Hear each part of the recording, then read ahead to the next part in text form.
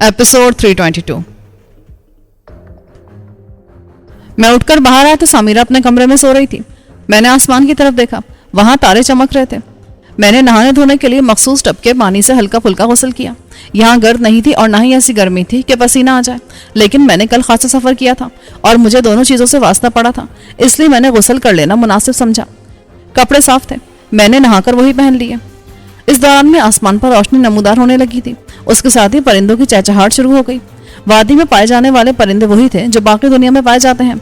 यहाँ मैंने चिड़िया, मैना, कव्वे और दूसरे परिंदे देखे जो आबादियों में भी नजर आते हैं।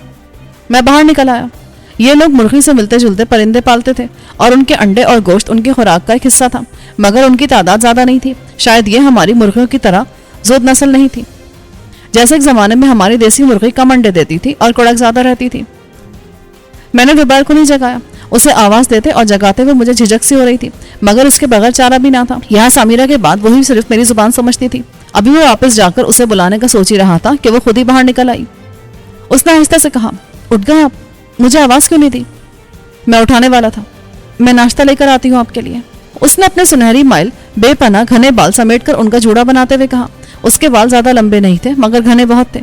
इस वक्त वो सादगी व पुरकारी की मिसाल नजर आई। मैं कुछ देर के लिए उसे देखता रह गया। उसका गुलाबी रंग सुर्ख पड़ गया। वो जल्दी से अंदर की तरफ बढ़ गई।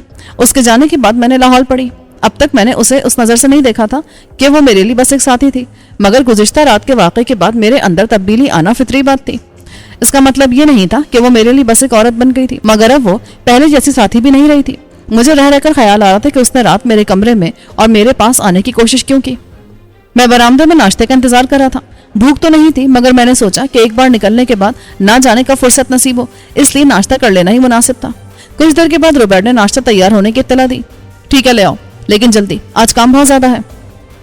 नाश्ते में वही दलिया नुमा मीठी चीज थी, उसके साथ मीठी टिकिया और साथ में चाय भी थी। रात के बरक्स रोबर्ट ने मेरे साथ नाश्ता नहीं किया। मैंने कहा भी, लेकिन वो बोली कि उसे भूख नहीं है। रात उसने कुछ ज्यादा ही खा लिया था। मैं नाश्ता कर ही रहा था कि सामीरा भी उठकर आ गई। कैसे हो शहबाज, रात ठीक से नींद आई थी? मैंने बेसाख्ता रोबैर की तरफ देखा तो उसने नजरें चुरा ली। हाँ, ठीक से नींद आई, लेकिन आज आप देर से उठी। मेरी तबीयत कुछ ठीक नहीं थी, मगर अब ठीक है। शायद उसने कल बहुत सफर किया था और फिर कैरेट का सदमा भी था। मैंने उसे मुख्तसरन बताया कि मैं आज क्या करने का इरादा रखता हूँ और इस्तदा की। मैंने कल किलों की मरम्मत के काम शुरू कराए थे। आप उनका मुआयना कर लें कि वो काम ठीक से हुए हैं या मजीद काम कराने की जरूरत है। मैंने हुक्म दे दिया था कि किसी जगह दीवार की ऊंचाई 10 हाथ से कम ना हो और हर 5 हाथ के बाद फसील पर बुर्ज बनाए जाए जहां से हमलावरों पर तीर बरसाए जा सके। मैं देख लूंगी। तुम सब बहुत तेजी से कर रहे हो। यहाँ के लोगों को इतनी उजलत में काम करने की आदत नहीं है। हाँ, क्योंकि वक्त नहीं है। मैंने चाय का आखिरी सिप लिया और खड़ा हो गया। इन लोगों को तेजी से काम करने की आदत डालनी होगी। मुझे बहर सूरत जंग से पहले फौज को इस काबिल बनाना है कि वो कम से कम आर्गोन की फौज का मुकाबला कर सके। अब मुझे इजाजत दें। मुझे यकीन है कि तुम ऐसा कर लोगे। यहाँ के लोगों में ये चीज नहीं है, तभी शायद बर्फ वाले ने तुम्हारा इंतखाब किया है। आप शायद मुझसे बहुत ज्यादा तवक्कुआत लगा रही हैं, लेकिन सच्ची बात है कि मैं सिर्फ एक इंसान हूँ और पहली बार ऐसा कोई काम करने जा रहा हूँ। मेरी पूरी कोशिश होगी कि आपको मायूस ना करूँ, मगर कामयाबी या नाकामी ऊपर वाले के हाथ में है। मुझे तुम्हारी सलाहियत और किस्मत पर पूरा भरोसा है, क्योंकि तुम अच्छी नीयत वाले इंसान हो। ऊपर वाला हमेशा इंसान की नीयत देखता है। सामीरा मुझे रुखसत करके अंदर पलट गई। रोबैर मेरे साथ थी। किले से बाहर जाते हुए मैंने उससे पूछा, रात तुम मेरे कमरे में मेरे पास क्यों आई थी? उसका चेहरा सुर्ख हो गया। मैं नहीं बता सकती। क्यों? बस नहीं बता सकती। आप चाहें तो मुझे सजा भी दे सकते हैं, मुझे खुद से अलग कर सकते हैं। सामीरा ने मुझे तमाम इख्तियारात दे दी हैं, मगर मैं किसी को सजा नहीं दे सकता और तुमको भी नहीं दे सकता। ठीक है, अगर तुम बताना नहीं चाहती तो ये तुम्हारी मर्जी है, मगर मैं बता दूं कि मुझे ये बात बिल्कुल भी अच्छी नहीं लगी और अगर तुम्हारे जहन में इस हरकत का फिर से इरादा है तो उसे जहन से फौरन निकाल दो। मुझे खुद भी ये बात अच्छी नहीं लगी और मैं आपको यकीन दिलाती हूँ कि अब आपको शिकायत नहीं होगी। मुझे हैरत हुई कि इस हरकत के पीछे क्या इसरार था, जबकि खुद उसे भी ये बात पसंद नहीं आई थी। हम किले के सामने वाले हिस्से में पहुंच गए जहां रात को निगरानी और हिफाजत करने वाले दस्ते मौजूद थे। मैंने किलों की हिफाजत करने वाले सिपाहियों की तादाद बढ़ा दी थी ताकि किसी गैर मुतवक्का हमले की सूरत में बाकी फौज के आने तक वह हमलावरों का मुकाबला कर सकें। पहले रात के वक्त किसी भी किले पर 1 दर्जन से ज्यादा सिपाही नहीं होते थे। अब उनकी तादाद हर किले में कम से कम 100 थी। किलों के चारों तरफ फसीलों पर तेज रोशनी वाली मशालें लगाई गई ताकि कोई तारीकी में छुपकर उनके नजदीक ना आ सके। जब हम किले से बाहर आए तो उसी वक्त तीनों किलों से सिपाहियों ने बाहर निकलना शुरू कर दिया था। आज सब पूरी तरह मुसल्ला और तैयार होकर आए थे। सबको बड़े किले के अक़ब में वाक़े मैदान तक जाना था। मैं ऐसी जगह खड़ा हो गया जहां से तीनों किलों से निकलने वालों को देख सकूं। वो सब कतार बनाए बड़े किले के अकब में जा रहे थे। जब सब निकल गए तो मैं और उबैर उनके पीछे किले के अकबी हिस्से में पहुंचे, जहां तीनों फौजों के दस्ते अलग अलग खड़े थे। उन्होंने मुकम्मल जंगी लिबास लकड़ी से बनी जर्रा बख्तर और खुद पहने हुए थे। कलाइयों और पिंडलियों पर लकड़ी के ही टुकड़े बंधे थे जो हाथों और पैरों को लाठी की जरब से बचाते। तकरीबन सभी बेहतरीन सेहत के मालिक थे। अपने अंदाज से वो पेशावर सिपाही नजर आते थे। उनके हथियार तैयार और बेहतरीन हालत में थे। अपने आदमियों के सामने सोमरो, मीनाट और कार्टिनोर खड़े थे। मैंने घूम फिरकर उनका जायजा लिया। हर दस्ते में कमोबेश 50 अफराद थे। ये सब जिस्मानी तौर पर मजबूत, चाकू चौबंद और अपने अंदाज से ही तरबियत याफ्ता नजर आते थे। मैंने उनमें से भी इंतखाब किया और हर दस्ते से 10-12 अफराद अलग किए। मैं जिसकी तरफ इशारा करता वो अलग हो जाता। अब सभी जान गए थे कि उस जगह का हुक्मरान या मुंतजिम मैं था और मेरे हर हुक्म की तामील उन लोगों पर लाजमी थी। कुछ देर में मैंने कोई 33 अफराद अलग कर लिए थे। रुबैर की मदद से मैंने उनसे कहा, मेरा ख्याल है तुम सब अच्छे लड़ाके हो। मैं चाहता हूँ कि तुम दूसरों को तरबियत दो, लेकिन इससे पहले तुम्हें साबित करना पड़ेगा कि तुम लोग इस काबिल हो। हम हर इम्तिहान से गुजरने को तैयार हैं। उनमें से एक ने जवाब दिया। उन्हें उनकी कैटेगरी के लिहाज से अलग किया गया और उनका इम्तिहान लिया जाने लगा। तकरीबन 2 घंटे तक जारी रहने वाले उस इम्तिहान में उन्होंने साबित किया कि वो सब निहायत अहल और माहिर लड़ाका थे। मस्तूल लड़ाई से लेकर 10-10 लड़ाई में उन्होंने अच्छी कारकर्दगी का मुजाहरा किया था। मैंने उनसे कहा, अब तुम लोग बराह रास्त मेरी निगरानी में और मेरे मातहत हो। तुम में से हर फर्द रजाकारों में से 20 अफराद चुने और आज ही से उनकी तरबियत शुरू कर दे। तुमको जो आता है वो उन्हें अपने तौर पर सिखाओ और इस काम में जिस सामान और मदद की जरूरत हो तुम मुझसे कहोगे। याद रहे, सीखने और सिखाने का ये काम कुल वक्ती होगा और तुम लोग बस यही करोगे। तुम्हें अपने जैसे 20 मातहतों पर मुकम्मल इख्तियार होगा। उनकी कारकर्दगी या नाहली की जिम्मेदारी तुम लोगों पर होगी। वो पुरजोश नजर आने लगे। अब तक वो हाथ पर हाथ रखकर बैठे थे या बस आपस में मशक़े कर लेते थे। अब उनको बाकायदा प्रोग्राम मिला था और उनसे कुछ कर गुजरने को कहा गया था। मैंने वाज़ेह किया कि वक्त कम है और उन्हें आज ही के दिन न सिर्फ अपने लिए अफराद चुन लेने हैं बल्कि उनकी तरबियत भी शुरू कर देनी है।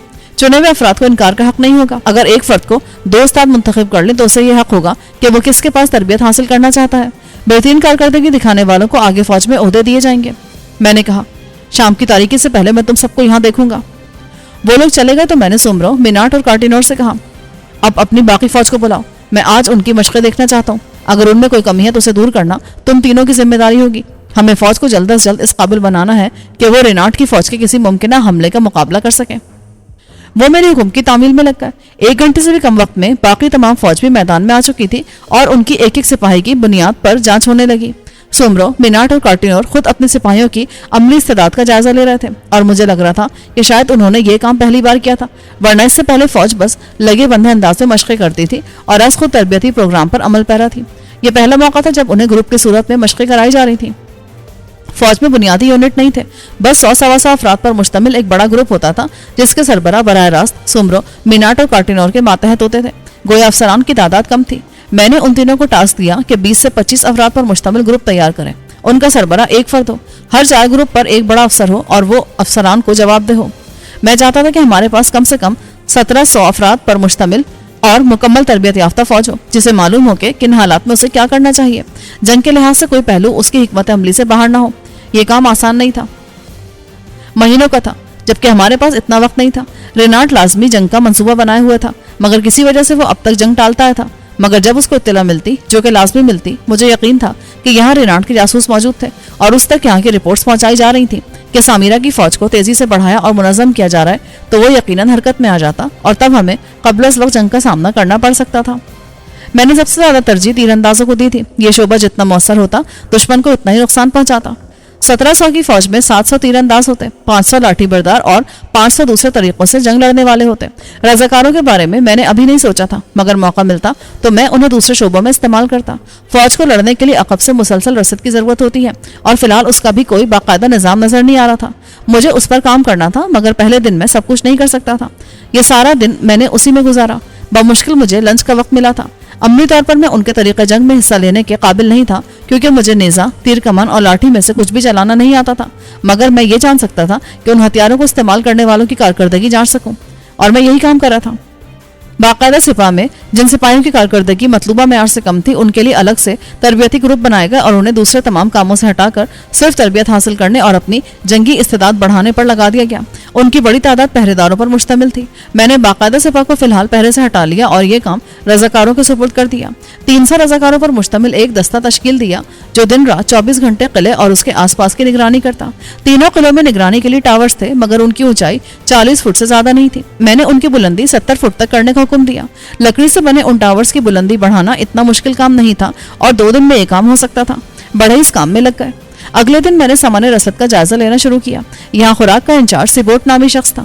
اجناس، پھل، سبزیاں اور کھانے پینے کا دوسرا سامان جیسے گوشت، دودھ، انڈے، مکھن، شہد اور دوسری اشیاء اس کے پاس آتی تھی۔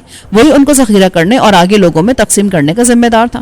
یہ بہت اہم ذمہ داری تھی اور سبورٹ بہت طویل عرصے سے اسے خوش اسلوبی سے ادا کرا تھا۔ میں نے اسے دریافت کیا کہ سپاہیوں کے لیے خوراک کا الگ کوٹا ہے۔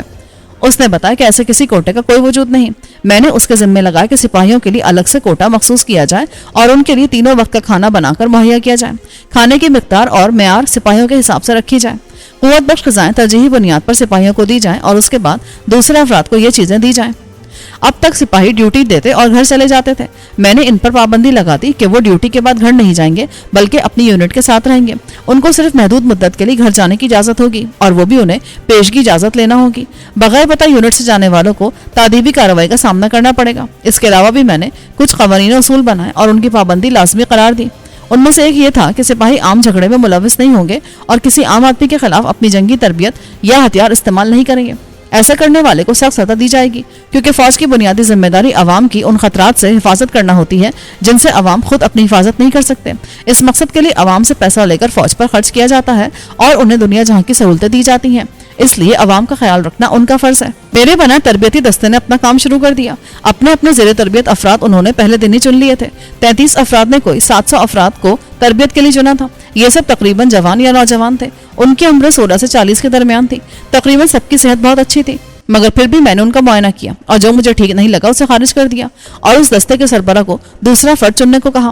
ساتھیوں نے گائیڈ لائن دے دی، تم جسے چنو اس کی صحت اچھی ہونی چاہیے تاکہ وہ مسلسل تربیت کے عمل سے گزر سکے۔ یوں سمجھ لو کہ اب صبح سے شام تک تم لوگوں کا یہی کام ہوگا۔ میں صبح کا جاتا اور رات گئے واپس آتا تھا۔ کھانا کھا کر میں کچھ دیر کے لیے سامیرہ سے تبادلہ خیال کرتا، اسے رپورٹ دیتا اور اس کے ذمے کوئی لگایا ہوا کام ہوتا تو اس کی رپورٹ بھی لیتا۔ سامیرہ نے اپنے لیے چند ماتحت رکھ لیے تھے۔ ان سے معمولی کام لیتی تھی جن کے لیے اسے پہلے خود جانا پڑتا تھا۔ میں نے جن 6 افراد کو منتخب کیا تھا وہ یا تو میرے ساتھ ہوتے یا میں جس کام میں لگاتا انہیں وہ کام کرتے۔ ابتدائی چند دن میں نے کم سے کم اپنے بنائے خاکے کے مطابق پروگرام پر عمل شروع کر دیا تھا۔ میری سب سے زیادہ توجہ فوج پر مرکوز تھی کہ اسے جلد از جلد بہترین حالت میں لے آؤں۔ اس کے ساتھ میں اپنے لیے کچھ لوگ منتخب کرا تھا۔ اس وقت میں نے سوچا نہیں تھا کہ میں ان سے کیا کام لوں گا مگر میں پھر بھی چن رہا تھا۔ میں دیکھ رہا تھا کہ کون باصلاحیت اور مخلص ہے۔ میں ایسے ہی لوگوں کو ترجیح دے رہا تھا اور یہ تقریباً سارے ہی 20-22 برس کے نوجوان تھے۔ میں نے خاص خیال رکھا تھا کہ وہ سب لڑنے کے ماہر ہوں۔ اس کے ساتھ ہی میں اپنے لیے کچھ لوگ منتخب کرا تھا۔ اس وقت میں نے سوچا نہیں تھا کہ ان سے کیا کام لوں گا مگر پھر بھی میں چن رہا تھا۔ میں دیکھ رہا تھا کہ کون باصلاحیت اور مخلص ہے۔ میں ایسے ہی لوگوں کو ترجیح دے رہا تھا اور یہ تقریباً سارے ہی 20-22 برس کے نوجوان تھے۔ میں نے خاص خیال رکھا کہ وہ سب لڑنے کے ماہر ہوں۔ ربیہ ویسے تو بطور ترجمان میرے ساتھ تھی مگر میں نے اسے کہا کہ وہ فارغ وقت میں تربیتی مشقوں میں حصہ لیا کرے۔ خود میں بھی ان مشقوں میں حصہ لے رہا تھا۔ لاٹھی چلانا مجھے آتا تھا اس لیے میں تیر اندازی کی مشقیں کر رہا تھا۔ اس کے ساتھ ہی جسمانی مقابلوں میں حصہ لیتا تھا۔ اس کے ساتھ ساتھ میں مقامی لوگوں کو ٹرین کرتا تھا۔ جب میں کسی سے نمائشی مقابلہ کرتا تو دیکھنے والے خاصے جمع ہو جاتے۔ بہت سے داؤ پیچ ان کے لیے نئے اور انوکھے ہوتے۔ میں ان سے کہتا کہ وہ دیکھیں، سیکھیں اور اپنی جسمانی مشقوں میں یہ داؤ پیچ استعمال کریں۔ 1 ہفتے سے بھی کم وقت میں وہاں کا ماحول بدل کر رہ گیا تھا۔ سپاہیوں اور سیکھنے والوں میں ایک جوش و خروش آ گیا تھا۔ وہ سب کچھ دل و جان سے کر رہے تھے۔ ان کی وجہ سے قلعوں کا ماحول بھی بدل گیا۔ بچے اور عورتیں تک ان تربیتی سیشن میں دلچسپی لینے لگے تھے۔ میں اس رات میں واپس آیا تو گزشتہ روز سے زیادہ تھکن تھی کیونکہ آج میں نے جسمانی مقابلوں میں بیک وقت 3 افراد سے لڑ کر انہیں زیر کرنے کا مظاہرہ کیا تھا۔ مجھے خاصی چوٹیں بھی آئی تھی اور تھکن بھی ہو رہی تھی مگر سامیرہ سے کچھ باتیں بھی کرنی تھیں۔ ایک تو میں جاننا چاہتا تھا کہ اس کے جاسوسوں نے آرگون سے کیا رپورٹ بھیجی ہے اور اس نے جو کچھ بتایا وہ مایوس کن تھا۔ اس سے کہیں زیادہ تو میں دیکھ کر آیا تھا۔ بقول جاسوسوں کے آرگون میں امن و امان تھا۔ میں نے کہا مجھے لگ رہا ہے وہاں آپ کے جاسوس شاید گوشہ نشین قسم کے لوگ ہیں جن کو پتہ ہی نہیں کہ باہر ہو کیا رہا ہے۔ ٹھیک کہہ رہے ہو تم، جاسوس بالکل بھی ٹھیک اطلاعات نہیں بھیج رہے ہیں۔ سامیرہ نے بتایا تھا کہ شہر میں موجود جاسوس اصل میں مینارڈ کا شعبہ تھے اور وہی ان سے رابطہ کرتا تھا۔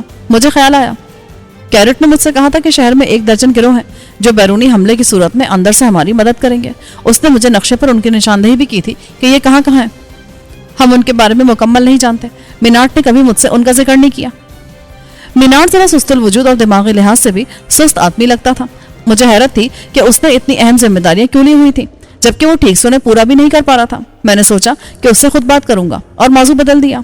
मैंने फौज की तंजीम में नौ शुरू कर दी है। मुस्तकिल सिपाहियों की तादाद बढ़ा रहा हूँ और रज़ाकारों की तादाद कम कर दी है। मैं चाहता हूँ कि फारिग रहने वाले लोग मेरे सुपुर्द किए जाएं। मैं उनसे कुछ काम लेना चाहता हूँ। तुम जैसा चाहोगे वैसा ही होगा। दूसरा, मैं चाहता हूँ कि आप अपने लोगों को हुर्रियत के लिहाज से मुतहरिक करें, उनसे बात करें, बल्कि हर दूसरे तीसरे दिन सबको जमा करके उन्हें बताएं कि आरगॉन में उनको फिर से गुलाम बनाने की साजिशें हो रही हैं, और अगर उन्होंने इन साजिशों को नाकाम ना बनाया तो इनकी आने वाली नस्लें उनकी बदतरीन गुलामी करेंगी। मैं करूंगी। मैं रात सोने लेटा तो मुझे कई दिन के बाद रुबैर की हरकत का ख्याल आया था। बहुत ज्यादा मसरूफियत में उसके बारे में सोचने का मौका बहुत कम मिलता था। सच तो यह था कि मैंने रुबैर में किरदार की कोई खामी नोट नहीं की थी। वो उस रात के बाद बिल्कुल वैसी रही जैसी उस रात से पहले थी। फिर उसने हरकत की क्यों? जब मैंने उससे पूछा तो उसने बहुत बेबसी से जवाब देने से इनकार किया था, और उस इनकार के बदले हर सजा भुगतने को तैयार हो गई थी। क्या उसे किसी ने भेजा था? कोई चाहता था कि मैं उससे गलत ताल्लुक कायम करूं, मगर यहाँ ऐसा कौन हो सकता था? इन्हीं सोचों के दरमियान मुझे नींद आ गई। थकन ज्यादा थी, इसलिए मैं बेखबर सोया रहा कि सुबह का पता ही न चला। मुझे सामिरा ने उठाया तो बाहर रोशनी नमूदार हो रही थी। वो मेरे लिए दूसरा साफ सुथरा लिबास लाई थी। यहाँ कपड़े गंदे नहीं होते थे, मगर वह दूसरे दिन मुझे लिबास मुहैया करती थी। तुम नहा लो, तब तक मैं नाश्ता बनाती हूँ। मुझे शर्मिंदगी होती है, आप इस तरह मेरे लिए सब करती हैं। आपका रुतबा इससे कहीं ज्यादा बुलंद है। वो मुस्कुरा दी। एक माँ के लिए सबसे बुलंद रुतबा अपनी औलाद के लिए कुछ करना है, इसलिए मैं जो कर रही हूँ वही मेरा मकाम है। आप यहाँ के हुक्मरान भी हैं? हाँ, मगर यह आर्जी है, क्योंकि वादी के कानून के मुताबिक कोई औरत ना तो हुक्मरान बन सकती है और ना महापुजारी। इसलिए मैंने भी यहाँ हुक्मरान बनने की कोशिश नहीं की। मैं सिर्फ एक मुंतजिम हूँ। मैंने बारहा यहाँ के लोगों से कहा है कि वो किसी शख्स को हुक्मरान चुन ले, मगर वो इसके लिए राजी नहीं है। मुझे आपके अलावा ऐसा कोई फर्द भी नजर नहीं आया जो यहाँ के मामला देख सके। तब तक मजबूरी थी, मगर अब तुम आ गए हो। मैं नाश्ता करके रुबैर के साथ बाहर आया। हवा में नमी थी और ऐसा लग रहा था कि बारिश होगी, और फिर वाकई ऐसा हुआ। मेरे यहाँ आने के बाद जो 1-2 बार बारिश हुई वो भी रात में हुई थी और हल्की सी थी। यह खासी तेज और देर तक बरसने वाली बारिश थी। जब मैं मशक़े देख रहा था तो बारिश शुरू हो गई। सिपाही और सीखने वाले रजाकार उस बारिश में ही मशक़े करते रहे। रुबैर ने कहा, बारिश हो रही है, आप अंदर चले जाएं। नहीं, मैं यहीं रहूंगा। वो खुद भी भीग रही थी। उसका कुर्ता उसके जिस्म से चिपक गया था। वो कुछ शर्मा सी रही थी क्योंकि उसका बदन नुमाया हो रहा था, अगरचे यहाँ कोई उसकी तरफ तवज्जो नहीं दे रहा था। मैंने उससे कहा कि वो किसी ऐसी जगह चली जाए जहां वो बारिश से महफूज रह सके, मगर उसने भी इनकार कर दिया। मशकों के दौरान मैं सिपाहियों और रज़ाकारों को घूम फिरकर देखता रहा था। सुमरो, मिनाट और कार्टिनोर भी वहीं थे और अपने अपने दस्तों की मशकों की निगरानी कर रहे थे। आज फुल स्किल मशकें थी जिनमें किले की सारी पेशावर सिपा और नए तरबियत पाने वाले रज़ाकार शामिल थे। मैंने महसूस किया कि रज़ाकारों की कारकर्दगी और सेहत पहले से बहुत बेहतर हुई थी। उनके नरम जिस्मों पर सख्त पट्टे नमूदार हो रहे थे, और जो ओवरवेट थे उनका इजाफी वजन छट गया था, और जो अंडरवेट थे उनका वजन बढ़ा था। मैं रोजाना की बुनियादों पर गुज़िश्ता रोज दिए जाने वाले अहकामात की रिपोर्ट लेता था, और अगर मुझे तसल्ली बख्श जवाब न मिलता तो आगे के लिए मजीद अहकामात देता। सिपाहियों के लिए अलग से मैस कायम कर दिया गया था जहां उन्हें 3 वक्त का खाना मुहैया किया जाता। फौजी यूनिट्स के लिए अलग से रहायशगाहें फराहम की गई थी जहाँ सिपाही 24 घंटे यूनिट के साथ रहते थे। चंद घंटे के बाद बारिश रुक गई। इस दौरान में तरबियतगाह कीचड़ आलूद हो गई, मगर सिपाही उसी में मसरूफ रहे। यहाँ कपड़ों की रसद महदूद थी, इसलिए सिपाही अब सिर्फ लंगोट में मशक़े कर रहे थे ताकि लिबास आया ना हो। वो लंगोट से नावाकिफ थे। मैंने उनको बताया कि लंगोट क्या होता है और कैसे बांधा जाता है। इससे उन्हें बहुत आसानी हो गई थी। वो खुश थे कि पहले उन्हें लड़ाई और मशकों के दौरान लिबास का ख्याल रखना पड़ता था, और अब वो बेफिक्री से सब कुछ करते थे। बारिश कई घंटे जारी रही थी और हर तरफ पानी नजर आ रहा था, मगर बारिश रुकने के चंद घंटे के अंदर ही जमीन ने सारा पानी चूस लिया और अब तकरीबन खुश्क थी। अब तक कोई 3000 के करीब अफराद जंग के लिए तैयार किए जा रहे थे। मैंने उनमें से 1000 मुकम्मल फारिग कर दी और 1700 की फौज के साथ बाकी बच जाने वाले 300 अफराद को फौज के लिए ही जरूरी कामों के लिए रख लिया, जैसे मैस चलाना या सिपाहियों के काम करना। यूं समझ ले कि ये फौज का हिस्सा थे और सर्विस करते थे। अगले मरहले में उनको भी जंगी तरबियत देने का एहतमाम किया जाता। अगर ये तरबियत ना भी पाते तब भी सिपा के साथ रहकर ये बहुत कुछ सीखते और मुसलसल उसी माहौल में वक्त गुजारकर उनका मिजाज भी जंगजुआना हो जाता। उसके बाद उन्हें तरबियत देना ज्यादा मुश्किल ना होता। इस 1 हफ्ते में मैं ये कामयाबी हासिल कर सका कि एक सिस्टम बना दिया जिसमें हर फर्द को इल्म था कि उसे क्या करना है। उस पर चेक रखी जाती थी और उसकी कारकर्दगी जांची जा रही थी। अब मुझे दूसरे लोगों का ख्याल आया जो दीगर काम करते थे। जो लोग अब तक रज़ाकारों में शामिल थे और दूसरे काम भी करते थे, मैंने उनको फारिग कर दिया। अब वो खेतों और बागात में काम कर रहे थे। 1000 افراد پر मुश्तमिल लेबर फोर्स थी जो मीलों पर फैले बागात और खेतों की मुकम्मल देखभाल करती थी। फसल दरमियानी मरहले में थी और इस तरह बागों में भी फल पक रहे थे, इसलिए उनमें से बहुत से असल में बेकार थे। मैंने फारिग लोगों से काम लेने का सोचा था, मगर काम क्या लेना था ये समझ नहीं आ रहा था। पैदावारी अशिया के माहिरीन थे और वो अपना काम कर रहे थे। उनका काम हर कोई नहीं कर सकता था। अब तक किलों में सफाई का खास निजाम नहीं था। मैंने सामिरा की मदद से औरतों और लड़कियों को जो कोई काम नहीं करती थी या उन पर मुअम्मर अफराद और बच्चों की जिम्मेदारी नहीं थी, उन्हें गलियों और किलों की सफाई पर मामूर करा दिया। बारिश के दौरान में मैंने रुबैर से कहा था कि वह फारिग रजाकारों में से 100 अफराद को ले आए और उनके पास घास और छोटी लकड़ी काटने के औजार हो। बारिश रुकने के बाद रुबैर उन लोगों को जमा करके ले आई और मैं उन्हें लेकर जंगल की तरफ रवाना हुआ। उन 100 अफराद की हिफाजत के लिए 1 दर्जन सिपाहियों का एक दस्ता भी साथ था। वादी के बड़े जंगल आरगोन शहर और मोबित के आसपास और रकब में थे। वादी के उस हिस्से में घने जंगलों की कमी थी क्योंकि यहाँ जा बजा चट्टाने थी, उनमें कहीं कहीं दरख्तों के झुंड थे। मैंने रजाकारों से कहा कि वो जंगल से खुश्क लकड़ियां और घास के बंडल जमा करें। लकड़ियों और घास को खास अंदाज में बंडल बनाए। मैंने अमली तौर पर चंद बंडल बनाकर भी दिखाए। उनमें घास ज्यादा थी और बंडल की साख बरकरार रखने के लिए अंदर लकड़ियां भी शामिल की, मगर इस तरह के बंडल का वजन एक खास हद से ज्यादा न हो। रजाकारों ने समझ लिया और उसके बाद उन्होंने काम शुरू कर दिया। रुबैर मुतजस्सिस थी। ये आप क्यों बनवा रहे हैं? किलों का दिफा करने के लिए। किलों का दिफा और घास से? तुम क्या समझती हो? हमलावर फौज को रोकने के लिए बड़ा मौसर हथियार है। मैंने हर बंदे को एक दिन में 10 गट्ठे तैयार करने का हुक्म दिया था। उन्हें सुबह से शाम तक यही काम करना था। 100 बंदे एक दिन में 1000 गट्ठे तैयार कर सकते थे। मैंने देखा कि जंगल में खाम माल की कोई कमी ना थी। सूखी झाड़ियां और ऊंची मोटी घास बहुत ज्यादा मिकदार में थी। यहाँ मवेशी और चढ़ने वाले जानवर कम थे, इसलिए सब्जा ज्यादा था। सर्दियों में लकड़ी जलाने के लिए ये लोग लकड़ी दरख्तों से लेते थे और उसकी भी कमी नहीं थी। यहाँ शायद दरख्त और पौधे तेजी से बढ़ते होंगे, इसलिए वादी की जरूरत आसानी से पूरी हो जाती थी। तैयार होने वाले एक गट्ठे का साइज 4 बाई 2 था और हर गट्ठे का वजन तकरीबन 1 मन बन रहा था। उन लोगों को इस काम पर लगाकर मैं किलों के गिर्द घूमने लगा और जमीन पर पत्थरों से निशान लगाने लगा। ये पत्थर क्यों रख रहे हैं? रुबैर ने पूछा। निशानी के लिए। बनाए जाने वाले गट्ठे यहीं रखे जाएंगे। वो अब भी नहीं समझी थी। मैंने जिन 100 अफराद को इस काम पर लगाया था उनको 10-10 के ग्रुपों में तकसीम कर दिया था और हर ग्रुप का एक जिम्मेदार बनाया था। उनमें से एक जो काम में सबसे मुस्तैद और आगे था, उसे मैंने इस काम का सरबराह बना दिया। अमीस नामी ये शख्स 30 के आसपास था। मजबूत जिस्म के साथ उसमें खास नौ की चुस्ती और तेजी भी थी। तीनों किलों के गिर्द पत्थरों से निशान बनाने के बाद मैंने उन 10 जिम्मेदारों को तैयार होने वाले गट्ठों समेत बुलवाया और उन्हें समझाया कि गट्ठे किस तरह रखने हैं। ये काम ज्यादा मुश्किल ना था। वो आसानी से समझ गए और उस शाम तक उन्होंने गट्ठे पत्थरों के मखसूस निशानात पर तरतीब से रखने शुरू कर दिए। सोमरो, कार्टिनोर और मीनाट से लेकर सब मुतजस्सिस थे कि मैं ये क्या कर रहा था। चंद एक ने बराह रास्त पूछ भी लिया, मगर मैंने वाज़ेह जवाब न दिया। सिर्फ ये बताया कि ये किलों के दिफा के लिए है। जब रजाकार गट्ठे लाकर मेरे लगाए निशानात पर रख रहे थे तो बहुत से लोग सिर्फ देखने चले आए थे। कई एक ने पेशकश की कि वो भी ये काम करना चाहते हैं। मैंने उन्हें रामीज के सुपुर्द कर दिया कि वो उनसे काम ले। जितनी जल्दी ये काम होता हमारे लिए उतना ही बेहतर होता। जब तक रोशनी रही ये काम जारी रहा और शाम तक गट्ठे बनाने वालों ने किलों के सामने वाली हिस्से में एक लाइन तैयार कर दी, मगर अभी 1000-1200 गट्ठों से किले के गिर्द एक लाइन भी मुकम्मल नहीं हुई थी। यकीनन ये खासा तवील काम था, मगर ये सोचे बगैर करना था कि आर्गोन वाले कब यहाँ हमला करेंगे। जब तारीकी छा गई तो काम खत्म कर दिया गया। सब किलों में चले गए। मशलें रोशन हो गई और रात के पहरेदार अपनी ड्यूटी पर आ गए। मुझे उसी से मुतल्लिक काम था, मगर वो मैं सबके सामने नहीं करना चाहता था। मैं दूसरे काम निपटाता रहा, जिम्मेदारों से रिपोर्ट लेता रहा और अगले दिन के लिए अहकाम देता रहा। जब रात को मैं सामिरा के मकान पर आया तो मैंने रुबैर को भेजकर सीबोर्ड को तलब किया। वो रात गए तलबी पर हैरान हुआ। हुक्म जनाब, फरमाइए। मुझे मालूम था कि ये लोग दिए और मशले जलाने के लिए जानवरों के दूध से निकलने वाले रोगन के साथ कुछ और भी इस्तेमाल करते हैं। घरों में आमतौर से हैवानी चर्बी और मक्खन से रोशनी की जाती थी। बाहर जलने वाली तेज रोशनी की मशलों पर कोई खास रोगन डाला जाता था जो लकड़ी में जज्ब हो जाता और ना सिर्फ उसे बहुत देर तक जलाए रखता बल्कि उसकी रोशनी भी खासी तेज होती। मैं उसी के बारे में जानना चाहता था। उसने जवाब दिया, हमारे पास आग लगाने के लिए 2 ही चीजें हैं, एक चर्बी और मक्खन और दूसरा किस्म की राल।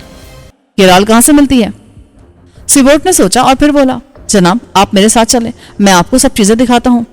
मैं, रुबैर और सीबोर्ड सरकारी गोदाम तक आए। सीबोर्ड ने मुझे एक राल नुमा चीज लाकर दिखाई और बताया कि यह दरख्तों से निकलती है। ये बिल्कुल वैसी ही राल थी जैसी दरख्तों से निकलती है और आमतौर से जमकर शफाफ और किसी कदर गदले टुकड़े की सूरत इख्तियार कर लेती है। यहाँ उसके मिट्टी से बने मटके भरे हुए थे। मैंने पूछा, क्या ये इसी सूरत में आग पकड़ती है? नहीं जनाब, इसमें एक और चीज मिलाए तब ये शक्ल में आ जाती है। उसने दूसरे मर्तबा में मौजूद स्याही माइल से आल दिखाया। ये भी पौधे से हासिल होता है।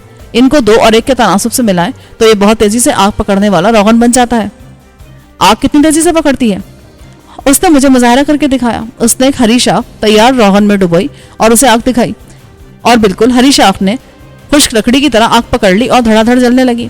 اس روغن کی آگ پکڑنے کی صلاحیت تقریباً مٹی کے تیل جیسی تھی. میں مطمئن ہو گیا کہ جو چیز مجھے چاہیے تھی وہ یہاں مل گئی تھی. اس کی کتنی مقدار ہے تمہارے پاس؟ اس نے مجھے پورا گودام گھما پھرا کر دکھایا. مٹی کے بڑے بڑے اونچے مٹکے اس سے بھرے رکھے تھے اور بظاہر کافی مقدار تھی, مگر ہمیں آنے والی جنگ کا سامنا تھا جس کے لیے اس قسم کی چیزیں بہت زیادہ مقدار میں درکار تھی. اگر مزید جمع کرنا چاہو تو کیسے ذخیرہ کرنے کا بندوبست ہے؟ ہاں, مگر بہت زیادہ نہیں کیا جا سکتا. ہمارے پاس مٹکوں کی کمی ہے. گنجائش بڑھاؤ, آنے والے دنوں میں اس کی بہت زیادہ ضرورت ہوگی. ان مٹکوں کو تیار کراؤ اور جہاں سے روغن ملتا ہے وہاں سے حاصل کر لو. یہ کام ہنگامی بنیادوں پر ہونا چاہیے.